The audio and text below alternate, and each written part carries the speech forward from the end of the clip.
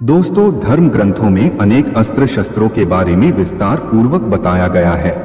इन सभी में तीर और धनुष बहुत ही खास होते थे। इनकी खासियत होती थी कि यह दूर से ही अपने शत्रुओं का नाश कर देते थे। रामायण में भगवान श्री राम का मुख्य अस्त्र भी तीर और धनुष ही थे और महाभारत में अर्जुन को सबसे बड़ा धनुधर बताया गया है। आज हम आपको ऐसे ही दिव्य धनुषों के बारे में बताने जा रहे हैं जो जिसके पास भी होते थे उसका मुकाबला करना बहुत ही कठिन हो जाता था।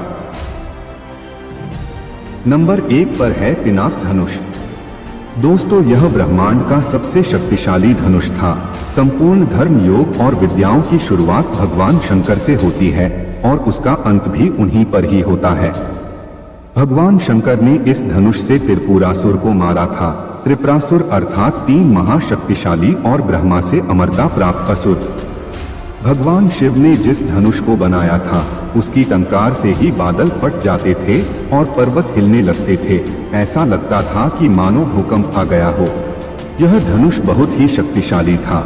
इसी के एक तीर से त्रिपुरासुर की तीनों नगरियों को ध्वस्त कर दिया गया था। इस धनुष का नाम पिनाक था। देवी और देवताओं के काल की समाप्ति के बाद इस धनुष्य को देवराज इंद्र को सौंप दिया गया था। इस धनुष को भगवान शंकर ने स्वयं अपने हाथों से बनाया था। उनके इस विशालकाय धनुष को कोई भी उठाने की क्षमता नहीं रखता था, लेकिन भगवान श्री राम ने इसे उठाकर इस पर प्रत्यंचा चढ़ाई और इसे 2 भागों में तोड़ दिया। नंबर 2 पर है कोदंड धनुष। एक बार जब श्री राम को समुद्र पार करने का कोई मार्ग समझ में नहीं आया, तब भगवान श्री राम ने समुद्र को अपने तीर से सुखाने की सोची और उन्होंने तरकस से अपना तीर निकाला और प्रत्येचा पर चढ़ाया ही था कि समुद्र के देवता प्रकट हो गए और उन्होंने उनसे प्रार्थना की। भगवान श्री राम को सर्वश्रेष्ठ धनुर्धर माना जाता है। हालांकि उन्होंने अपने धनुष और बाण का उपयोग बहुत मुश्किल समय में ही किया था। बहुत कम लोगों को ही मालूम होगा कि भगवान श्री राम के धनुष का नाम कोदंड था, इसलिए प्रभु श्री राम को कोदंड कहा जाता है। कोदंड का अर्थ होता है बांस से निर्मित। कोदंड एक चमत्कारी धनुष था जिसे हर कोई धारण नहीं कर सकता था। कोदंड नाम से भिलाई में एक राम मंदिर भी है जिसे कोदंड रामालयम मंदिर कहा जाता है। भगवान श्री राम दंडकारण्य में 10 वर्ष तक भील और आदिवासियों के बीच रहे। कोदंड एक ऐसा धनुष था जिसका छोड़ा गया बाण लक्ष्य को भेद कर ही वापस आता था। एक बार की बात है, देवराज इंद्र के पुत्र जयंत ने श्री राम की शक्ति को चुनौती देने के उद्देश्य से अहंकार वश कोए का रूप धारण कर लिया और वह सीता जी के पैर में चोट मारकर लहूलुहान करके भागने लगा। जब रक्त बहने लगा तो श्री रघुनाथ जी ने जाना और धनुष पर तीर चढ़ाकर संधान किया। अब तो जयंत जान बचाने के लिए भागने लगा और वह अपना असली रूप धरकर पिता इंद्र के पास गया, पर इंद्र ने भी श्री राम का विरोधी जानकर उसे अपने पास नहीं रखा। तब उसके हृदय में निराशा से भय उत्पन्न हो गया और वे भयभीत होकर भागता फिरा, लेकिन किसी ने भी उसे शरण नहीं दी, क्योंकि राम जी के द्रोही को कौन हाथ लगाएगा। तब नारद जी ने जयंत को भयभीत और व्याकुल देखा तो उन्होंने कहा कि अब तुम्हें प्रभु श्री राम ही बचा सकते हैं, उन्हीं की शरण में जाओ। नंबर 3 पर है सारंग धनुष। भगवान श्री कृष्ण सर्वश्रेष्ठ धनुर्धर भी थे। यह बात तब पता चली जब उन्होंने लक्ष्मणा को प्राप्त करने के लिए स्वयंवर की धनुष प्रतियोगिता में भाग लिया। इस प्रतियोगिता में कर्ण, अर्जुन और अन्य कई सर्वश्रेष्ठ धनुर्धरों ने भाग लिया। द्रौपदी स्वयंवर से भी कई अधिक कठिन थी लक्ष्मणा के स्वयंवर की प्रतियोगिता। भगवान श्री कृष्ण ने सभी धनुर्धरों को पछाड़कर लक्ष्मणा से विवाह किया था। हालांकि लक्ष्मणा पहले से ही श्री कृष्ण को अपना पति मान चुकी थी, इसलिए श्री कृष्ण को इस प्रतियोगिता में भाग लेना पड़ा। श्री कृष्ण के धनुष का नाम सारंग था। सारंग का अर्थ होता है रंगा हुआ, रंगदार, सभी रंगों वाला और सुंदर। कहते हैं कि भगवान श्री कृष्ण का यह धनुष सिंह से बना हुआ था।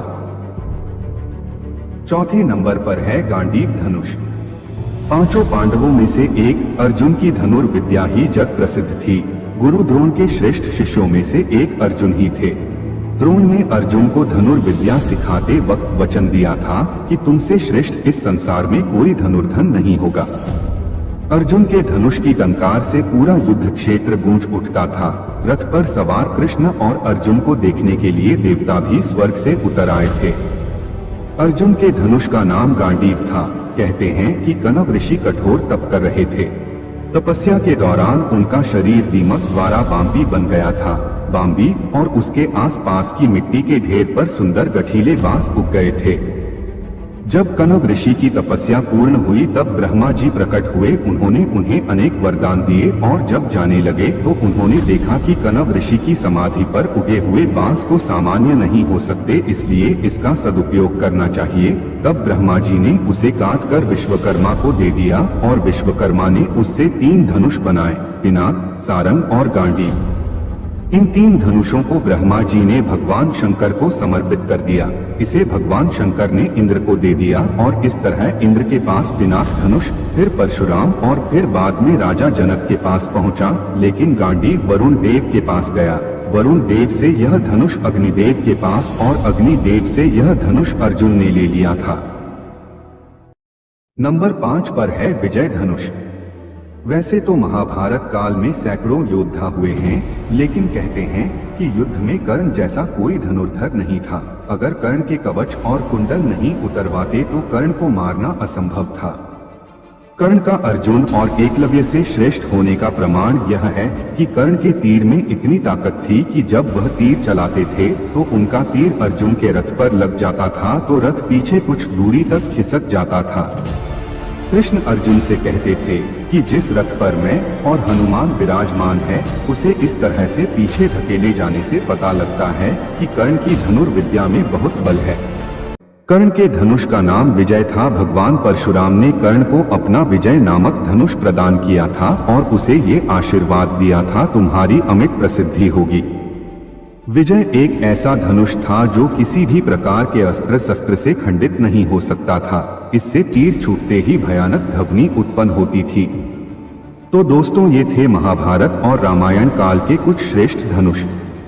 दोस्तों, परशुराम इस धरती पर ऐसे महापुरुष हुए हैं जो पूर्ण रूप से धनुर्विद्या में पारंगत थे और जिनके जैसा कोई दूसरा नहीं था। पितामह भीष्म, गुरु द्रोणाचार्य और खुद कर्ण ने भी परशुराम से ही धनुर्विद्या सीखी थी। शास्त्रों के अनुसार 4 वेद हैं और इसी तरह 4 उपवेद हैं। इन उपवेदों में पहला आयुर्वेद है, दूसरा शिल्पवेद और तीसरा गंधर्व वेद और चौथा धनुर्वेद है। इस धनुर्वेद में धनुर्विद्या का सारा रहस्य मौजूद है। तो ये थी दोस्तों हमारी आज की वीडियो। आपको ये वीडियो कैसी लगी हमें कमेंट सेक्शन में जरूर बताइए।